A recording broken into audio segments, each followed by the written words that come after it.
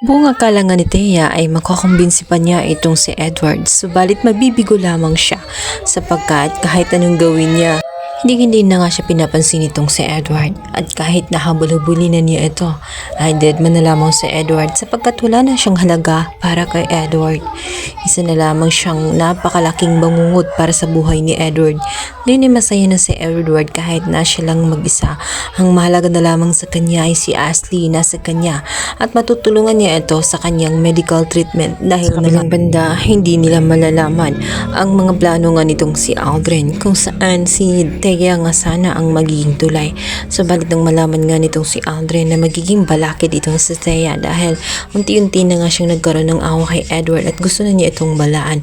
Hindi man nagtagumpay itong si Thea, subalit maagang mawala ang kanyang buhay dahil nga sa ginawa ni Aldrin. Siya ay sinagasaan ng sasakyan kaya naman mananahimik ng matutuloy ang mga plano nga ni Aldrin na wala silang kamalay-malay at ikakagibal nga nila matapos ngang makita nga nitong si Jasmine na nawawala ang kanyang ina maging ang kanyang lola.